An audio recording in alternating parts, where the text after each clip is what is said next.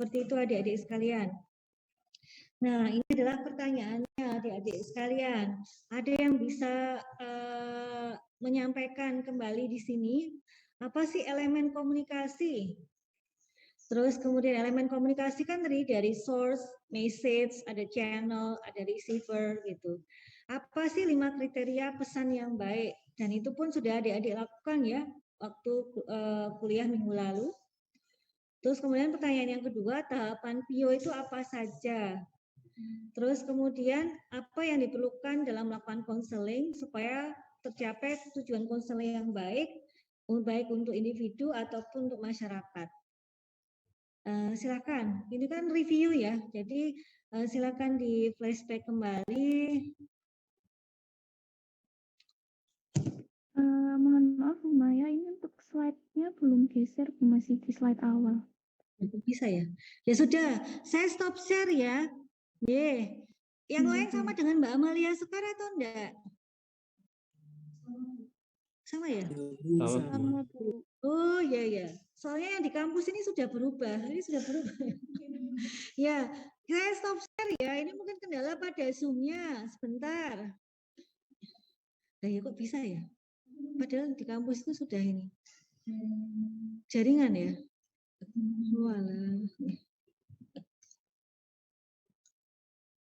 Ini sudah kelihatan belum ya? Sampun Bu, sampun. Ini akan yang kita bahas minggu ini, hari ini adik-adik sekalian. Jadi saya rangkum saja bahwa adik-adik itu kan sudah kuliah nih selama ini, sudah 7 kali pertemuan hingga hari ini. Dan adik-adik sudah melakukan praktek kemarin. Adik-adik juga sudah memahami yang namanya elemen komunikasi itu ada source, ada message, ada channel, ada receiver. Apa sih 5 kriteria pesan yang baik? Ini sudah kita aplikasikan minggu lalu ya, waktu hari Jumat. Pasti ingat, itu apa? Gitu. Terus yang kedua, apa sih tahapan PIO sebenarnya dari adik-adik menerima pertanyaan hingga feedback, apa aja tahapannya? Terus yang ketiga, apa sih yang diperlukan dalam melakukan konseling supaya konseling itu bisa disampaikan dengan baik, baik untuk kebutuhan individu atau kebutuhan masyarakat. Apa yang diperlukan? Mari kita bahas satu-satu. Monggo adik-adik. Apa sih 5 kriteria pesan yang baik?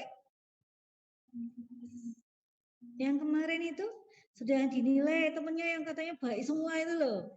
Ya baik ya baiknya apa, enggak baiknya apa, kan gitu.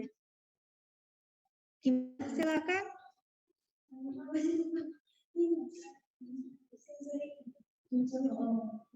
Oke, yang ada biru ada hijau itu loh, kemarin itu loh. Ya, itu yang hijau atau yang biru ya gitu. Ya, yang hijau. Yang hijau itu tulisannya apa ya? Gitu. Ya. Ini sebenarnya kalau di ya baiknya kuliah ya. Kalau lihat teman-temannya yang di rumah itu kayak semangat ya. Gimana caranya? Harus buka komputer dulu arahannya. Kamu bawa apa, Dek? Pakai Zoom, Mbak? Iya, taruh di sini. Biar kelihatan teman-temannya semua itu yang di rumah. Biar kepengen gitu. Ya. Mau aja sini. Terus kemudian handphonemu liatin teman-temannya. Ya. Biar kelihatan gitu loh. Ya. Nah. Ya. Di on cam kameranya Mbak Zakia. Ya. Ya, ini Mbak Zakia ini ya ingin menunjukkan semangat teman-teman gitu. Jadi ya itu. Ya, itu salam dari teman-teman di kampus, cepat sehat kembali gitu. Terima kasih Mbak Zakia, ini kepala sukunya semangat luar biasa. Terima kasih. Apa sih 5 kriteria pesan yang baik? Silakan. Ya. Sini dua yang di depan siapa Mbak? Mbak Siva. Oh ya, maaf ya kemarin sudah tak tanya loh. Ya. Pesannya itu harus tulus atau menggunakan ketulusan, lalu ada sederhana, kemudian ada singkat, lalu ada spesifik dan ringkas. Yang di rumah ada ini, ada tambahan? Nggak mau ya. Ya, langsung saja ya. Mbak Amalia Sekar mau nambahi?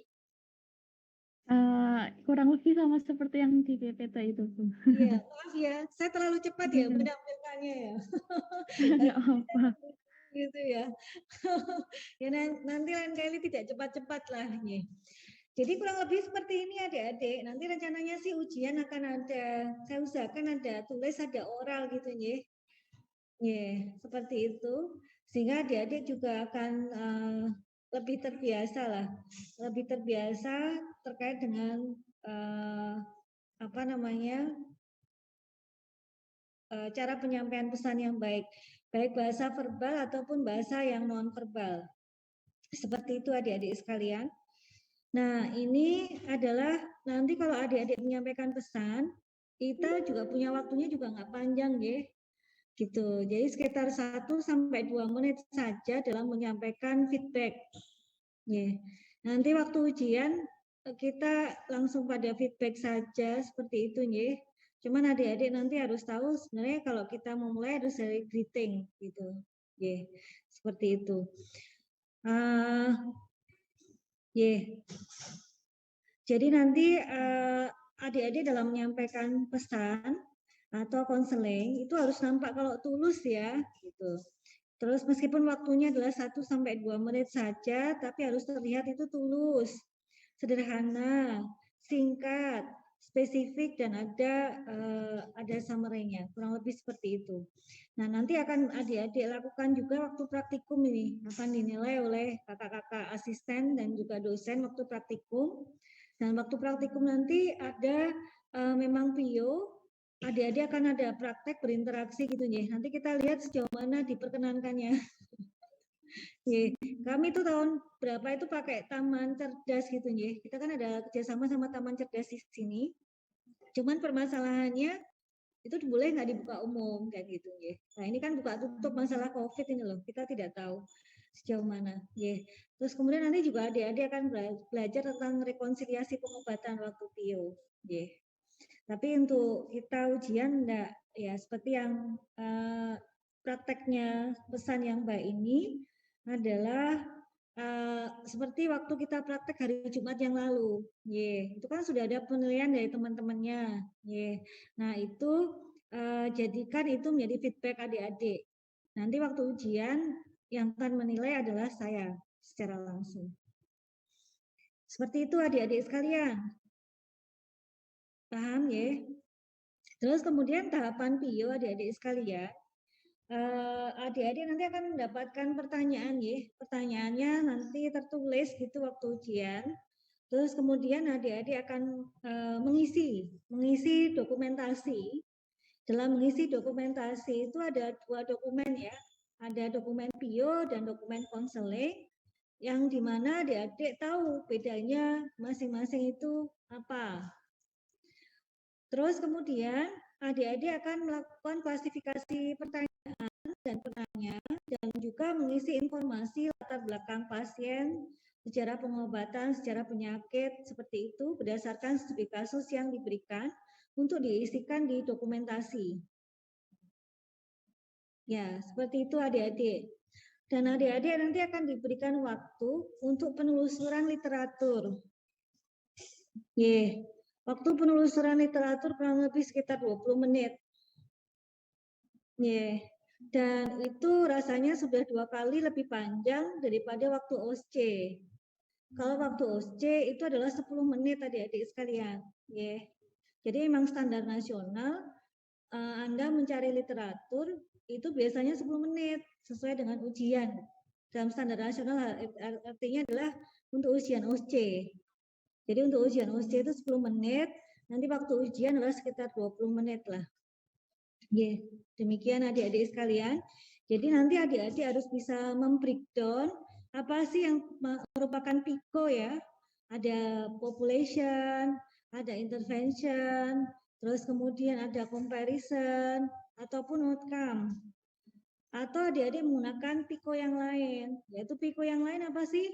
Population, interest, atau konteks. Gitu kan? Kemarin kan sudah tahu pikonya apa.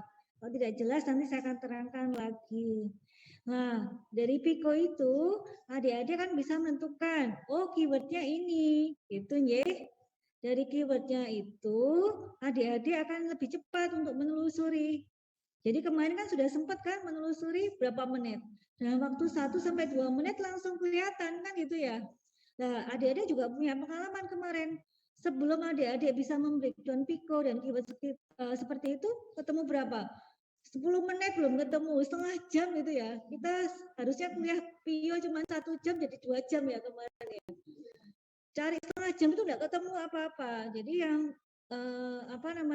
yang Anda temukan adalah jang, ya. Jang artikel gitu ya.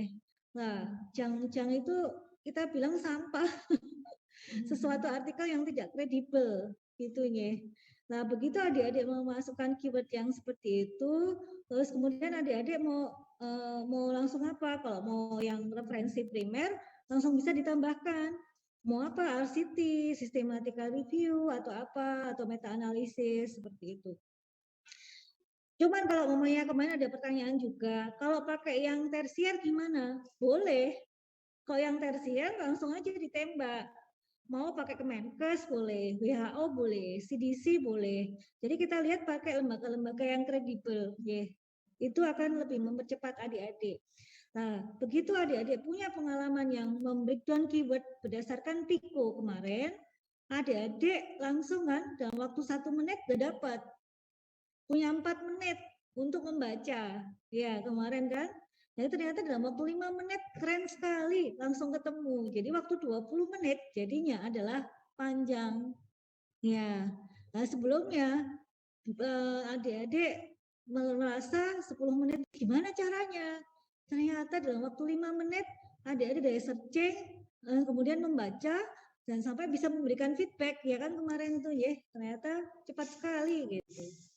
Ya, itu juga akan kita lakukan waktu ujian. Seperti itu adik-adik sekalian. Jadi insya Allah mudah. Nah, nanti adik-adik akan menuliskan respon dan tindak lanjutnya. Respon dan tindak lanjut itu ditulis. Nanti ditulis di mana responnya? Ya di ini di lembar jawaban untuk yang tulis. Dan kita nanti insya Allah akan ditambah dengan adanya lisan gitu ya.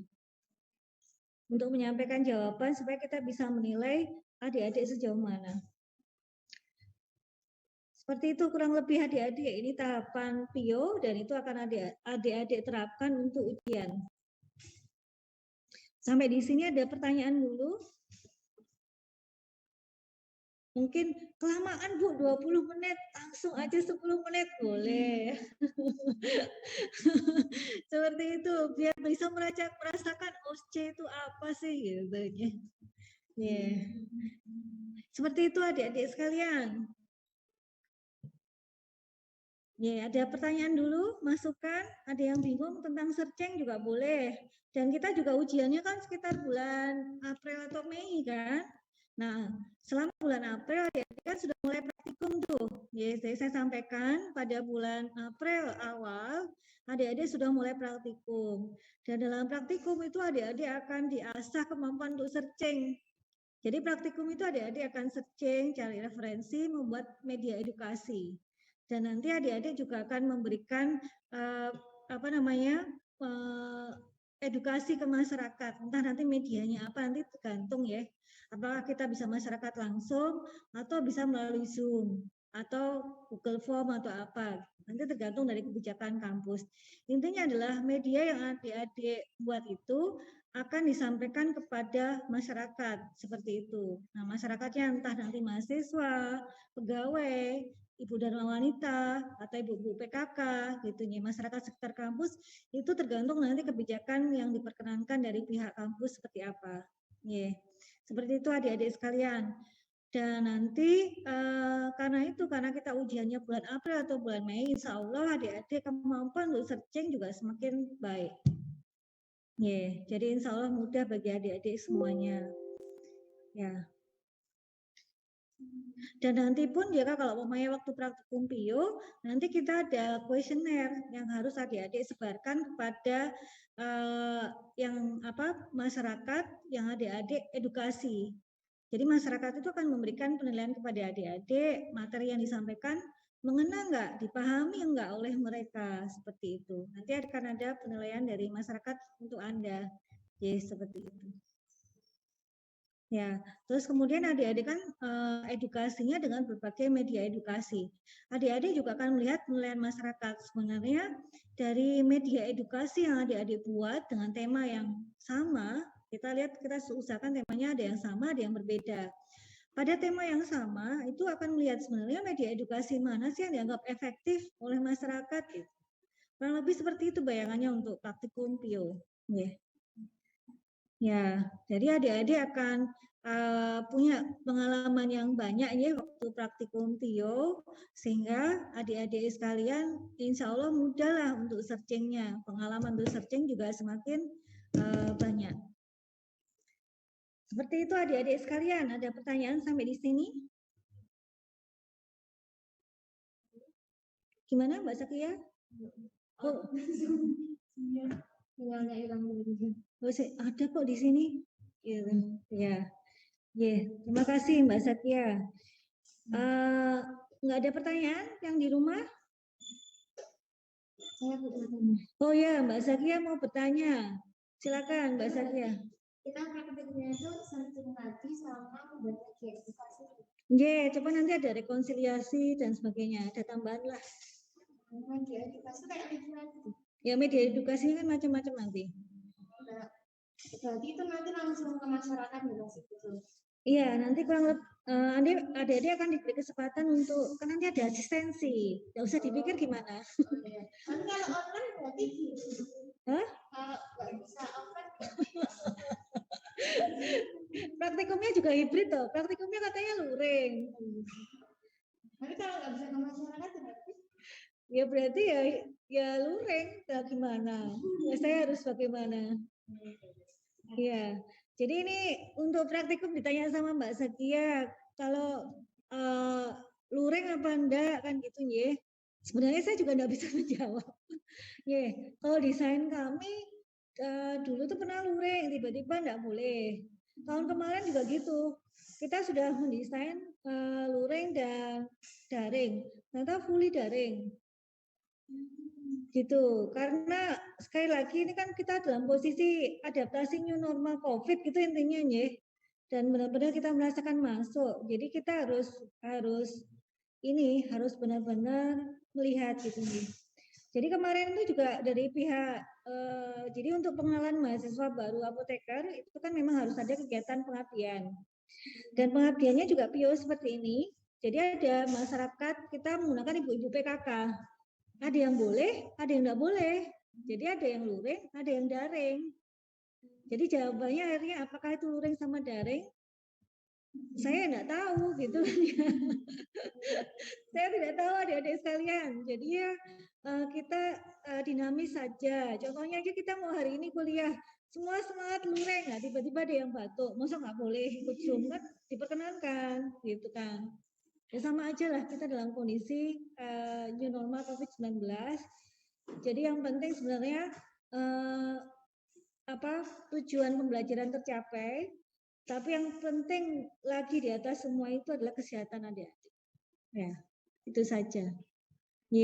Atau kalau enggak nanti kita pakai yang lingkungan kampus saja. Itu juga pernah kita lakukan pada angkatan 2015. Gitu. Itu pernah kita pakai lingkungan kampus dari pegawai dan sebagainya. Itu pun kalau diperkenankan ya, ini benar-benar harus tanya sama pihak kampus. Seperti itu adik-adik sekalian. Seperti itu? Ya. Atau nanti kalau umumnya dari adik-adik sekitar adik-adik ada lingkungannya yang bisa dijadikan masyarakat, mungkin kita bebaskan saja ya, adik-adik yang mungkin mencari itu bisa mungkin. Jadi kalau adik-adik mencari sasaran masyarakat yang memang itu diperkenankan dan mudah untuk adik-adik, nggak masalah.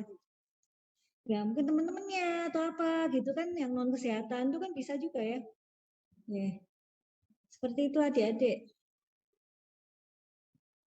Ya, itu untuk praktikum kita punya waktu untuk asistensi rasanya ya. Saat asistensi pada minggu pertama atau kedua insya Allah bulan April nanti kita akan jelaskan lebih lanjut. Seperti itu Mbak Zaki yang bisa saya sampaikan. Iya. Ada lagi? Bu izin tanya Bu. Iya Mbak, Mas Alim. Ya, ingin tanya soal tugas yang kemarin Bu. Itu kan yang pembuatan SOP Puskesmas itu saya masih kayak bingung Bu, buat pembuatannya. Jadi kemarin saya apa yang nomor 4 itu saya skip. Oh ya, ya. Nyuwun tolong dibahas Bu. Ya Mas Alim, bolehlah. Sebentar. Saya masuk ke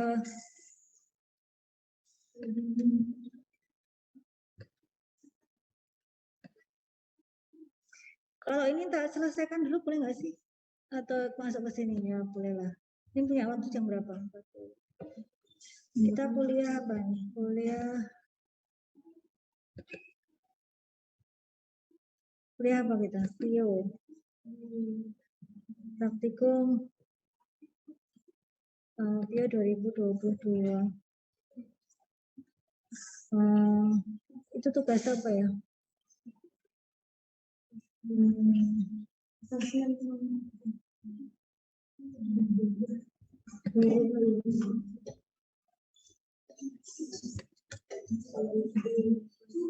Ya, ini ya kelihatan nggak sih di Lahana? Belum di share.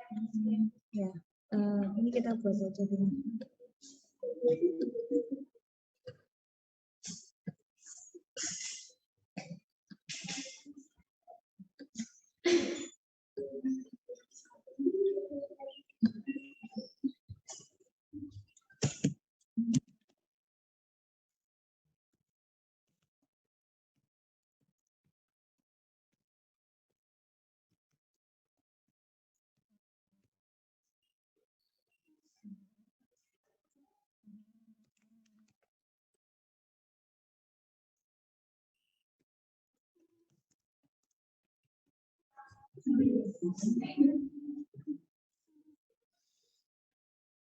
Ini sih ini ya. Permenkesnya mana? Sebenarnya tinggal baca. Gampang ini itu lihat Permenkes itu. Iya, kan tinggal disalin aja.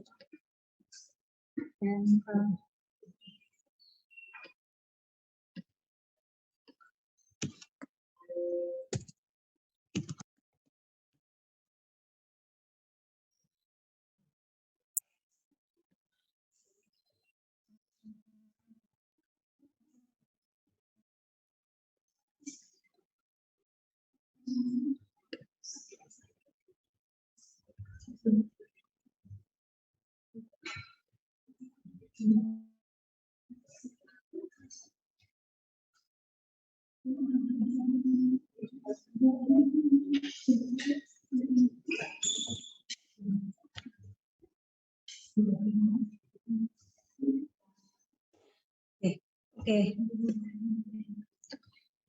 Kita lakukan bersamanya.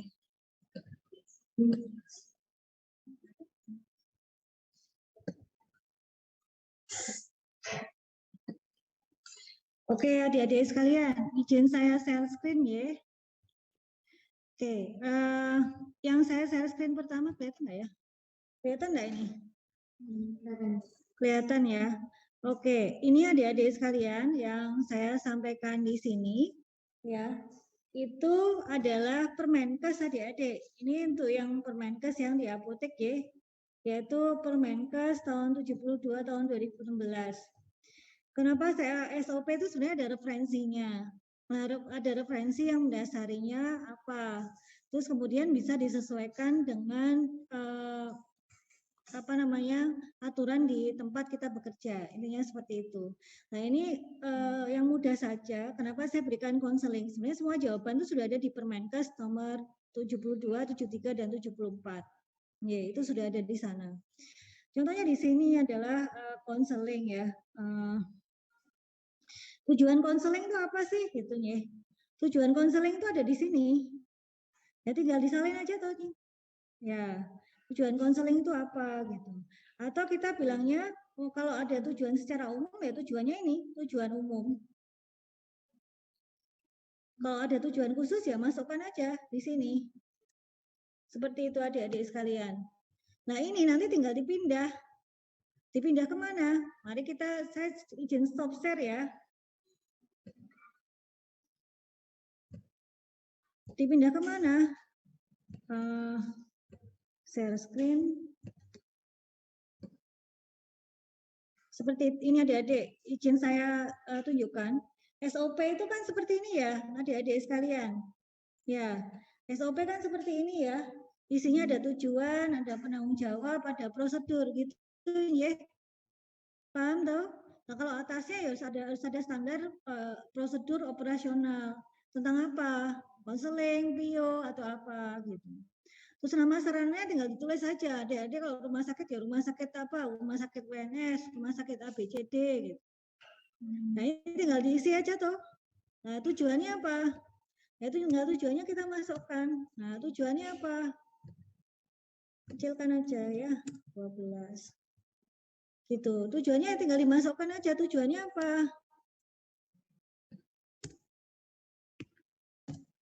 Ya, tujuannya tujuan umum. Tujuan umum. Tujuan umumnya apa? Ya, tujuan umum untuk mengoptimalkan dan sebagainya. Tujuan khususnya apa?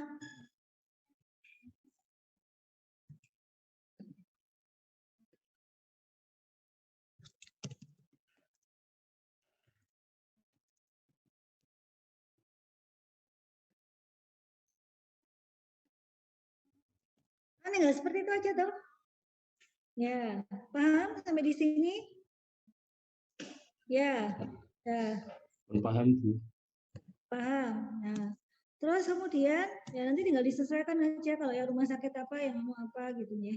Nah, ini kan sudah ada jawaban nih tujuan. Ini sedikit saya izin saya hapus supaya terlihat aja. Nah, selanjutnya karena tujuan kita sudah bisa, yang sudah bisa kita berikan warna merah. Ini saya hapus.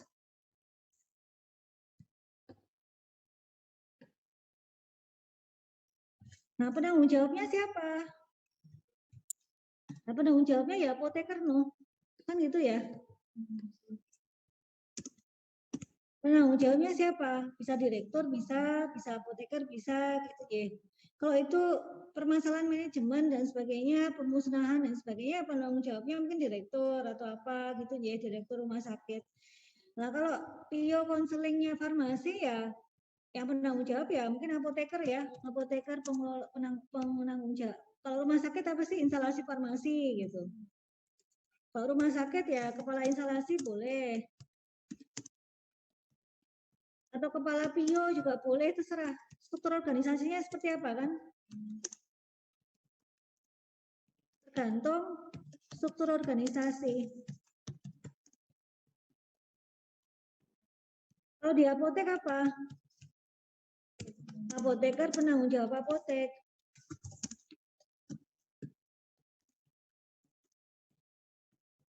Kan gitu. Paham sampai di sini? Ya, ya, seperti itu. Dah.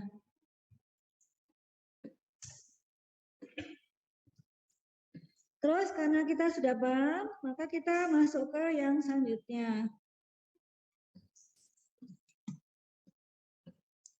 Tadi tujuan sudah, penanggung jawab sudah, yang sudah kita berikan warna merah. Alat dan bahan apa? Untuk PIO perlu apa? Ya tinggal ditulis toh. Alat dan bahannya apa? Kan kalau saya sih komputer ya. Komputer, internet, databases gitu.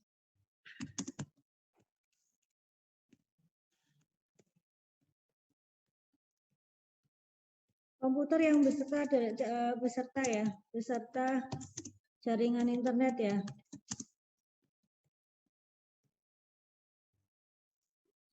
Terus kemudian database atau buku gitu juga boleh ya.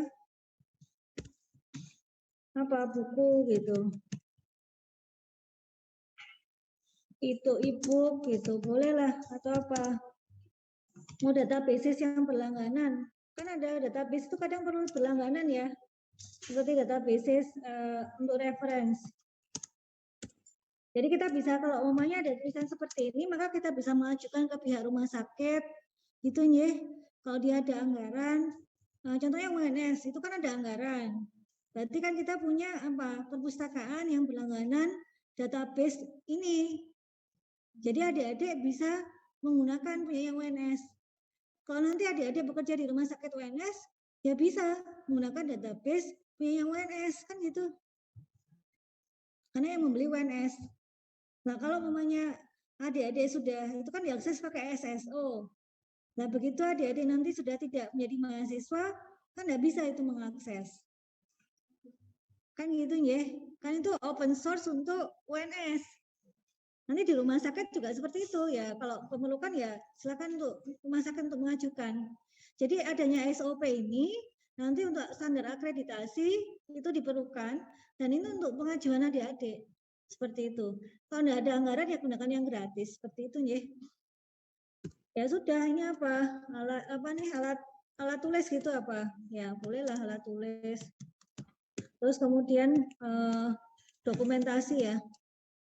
Lembar dokumentasi PIO. Itu. Jadi bayangan saya karena kita mengumpulkannya kan barusan. Nah, kita kan sudah praktek PIO. Bayangan saya itu adik-adik kebayang. Kan kemarin sudah praktek, ada yang butuhkan apa, kan gitu ya. Nah, seperti itu. Sampai di sini, Pak? Paham ya? Habis itu kita masuk ke yang selanjutnya. Apa sih yang belum kita ini kan? Prosedur. Ini kan sudah ya, yang merah-merah sudah. Nah, prosedurnya apa? Nah, prosedurnya kan tinggal masuk ke sini aja, wong sama pemerintah itu sudah dibikinkan.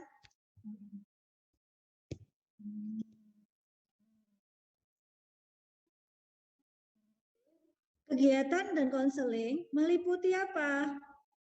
Ini loh udah dibuatkan pemerintah di Permenkes tahun berapa itu. Ya sudah, tinggal disalin. Yeah. Jadi prosedurnya apa? Ya ini. Pak mau ya? Kan seperti itu ya. Nah, prosedurnya apa? Nah, ini sebenarnya sudah saya sampaikan waktu saya memberikan contoh puskesmas ya rasanya ya. Seperti itu.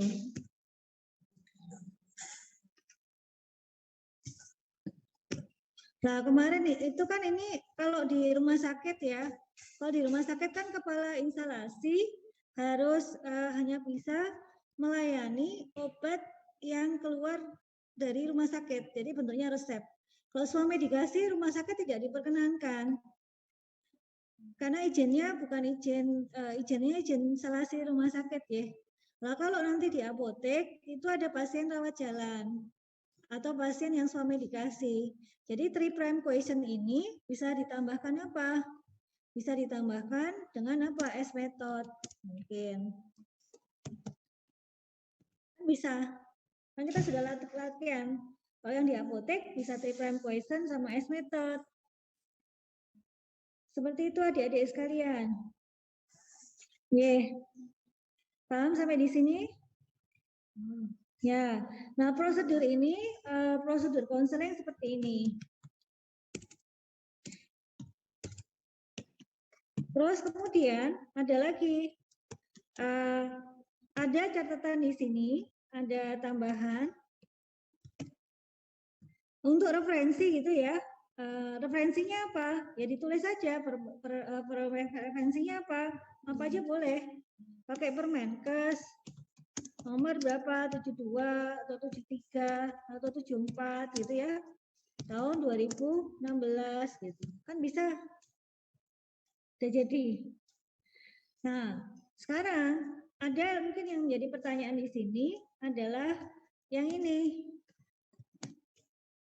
Kan kemarin itu boleh nih ada tambahan yang di depan itu loh. Apa namanya, hal yang perlu diperhatikan. Intinya kan ini aja sebenarnya. Tapi kalau adik-adik pengen menambahkan hal apa sih yang menjadi perhatian, itu boleh. Hal yang perlu diperhatikan. Kan kemarin saya sampaikan kan, ini bisa ditambah dengan hal yang perlu diperhatikan. Hal yang perlu diperhatikan itu apa? Itu ya. Hal yang perlu diperhatikan itu bisa ditambahi, bisa enggak.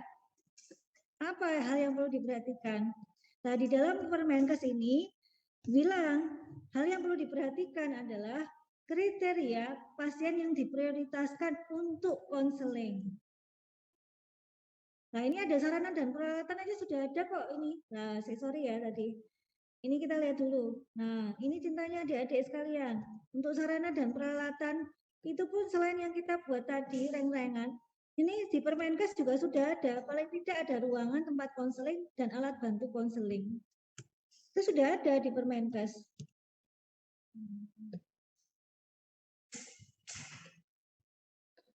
Ya, seperti itu adik-adik sekalian. Jadi Permenkes itu sudah sangat luar biasa sekali. Nah, kita kembali lagi pada hal yang perlu diperhatikan. Hal yang perlu diperhatikan apa? Di Permenkes itu juga sudah ada. Hal yang perlu diperhatikan adalah kriteria pasien yang perlu diprioritaskan.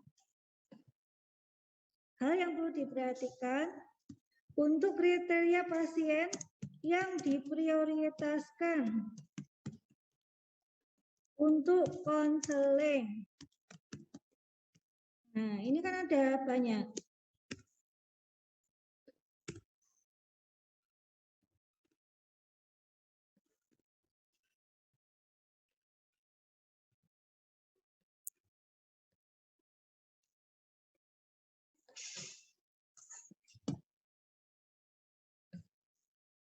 Seperti itu adik-adik sekalian. Ada pertanyaan?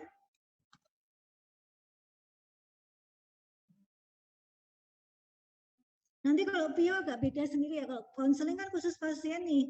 Kalau PIO itu kan kenapa di Permenkes PIO itu dibedakan.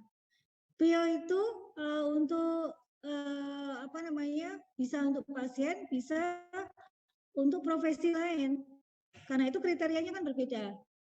Adik pahamkan aja, kenapa dokumentasi konseling dan dokumentasi PIO itu berbeda. Karena konseling memang untuk pasien, tapi untuk yang PIO kan tidak untuk pasien saja kan, bisa untuk apa? Bisa untuk kegiatan lain gitu ya. Mahasiswa seperti yang saya sampaikan tadi.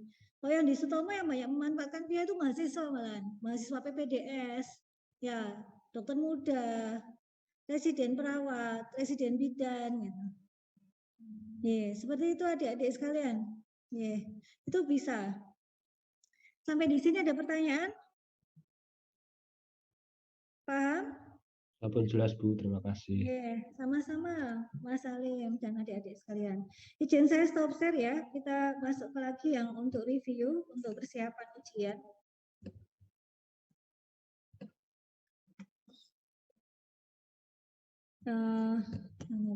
Share screen. Oke, untuk tugas yang lainnya rasanya sudah on the track adik-adik sekalian. Ya, oke.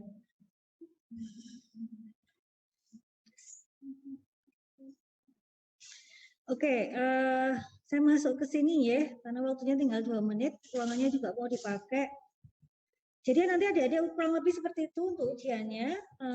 Saya berikan saja bahwa skill dalam konseling itu adalah ada listening, probing, ada interviewing, di mana adik-adik pada saat pengambilan data itu adik-adik harus tahu ya terkait dengan materi. Materi tentang apa? Materi tentang penyakit, materi tentang apa namanya non-drug terapi ataupun drug terapi.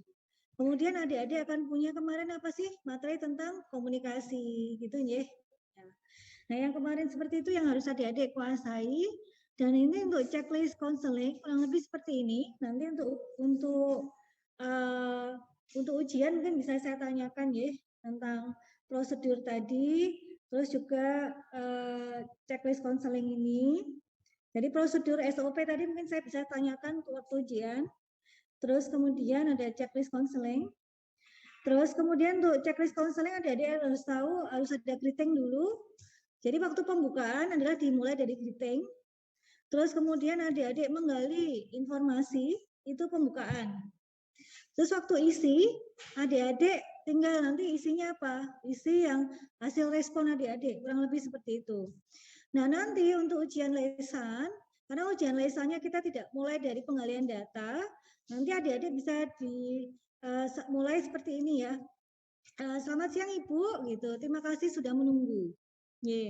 Nah, terkait dengan pertanyaan yang Ibu sampaikan tadi, kurang lebih jawabannya apa langsung disampaikan. Waktunya adalah sekitar 1-2 menit.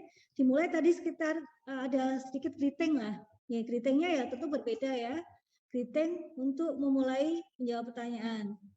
Nah, itu yang seperti kita lakukan waktu kemarin, praktek kemarin. Terus kemudian jangan lupa diberikan penutup. Penutup. Bagaimana Ibu? Sudah paham? Bisa diulangi lagi atau apa gitu ya. Itu bagian dari penutup. Ya, kalau sudah, terima kasih Ibu, semoga lekas sembuh seperti itu. Selamat siang. Seperti itu adik-adik sekalian. Jadi nanti untuk lisannya adalah seperti itu. Nah, untuk dokumentasi ini adalah ada dokumentasi untuk PIO ya. Itu akan berbeda. Adik-adik lihat pemohon di sini. Pemohon kan bisa dokter, bisa farmasis, perawat, asisten apoteker, ataupun lain-lain. Nah, lain-lain tadi seperti saya sampaikan bisa apa? Bisa mahasiswa. Terus kemudian, adik-adik juga jangan lupa untuk klasifikasi pertanyaannya ya. Terus kemudian ada dokumentasi konseling. Nah, dokumentasi konseling adik-adik lihat di sini, itu ditujukan memang untuk pasien adik-adik sekalian, untuk konseling. Jadi adik-adik dari sini pola pikirnya kan langsung bisa terklasifikasikan lah. Kalau PIO itu non pasien, kalau konseling pasien, dan secara permenkes itu juga dibedakan. Demikian juga prosedur dan tujuannya berbeda antara PIO dan konseling. Kalau konseling harus melalui proses PIO juga kan. Kalau PIO itu sebenarnya kan mencari proses untuk pemberian informasi kan kurang lebih seperti itu aja. Tapi kalau konseling itu ada upaya untuk supaya pasien itu merubah pola hidupnya dan sebagainya. Kurang lebih seperti itu. Nah, untuk ujian kurang lebih seperti ini adik-adik. Nanti ujiannya kita pikirkan nggak bisa sih lureng-lureng gitu ya. Oh, belum ganti. Oh, dari tahun berapa itu Pak belum gantinya? Aduh, ulangi lagi. Nah, oke adik-adik, saya lagi. Ini untuk ujian nih terakhir ya, karena habis ini saya juga ada rapat dan juga kelasnya mau dipakai. Jadi untuk ujian adik-adik sekalian jangan lupa absen. Absennya tetap di OCW, demikian juga hari ini jangan lupa absen di OCW.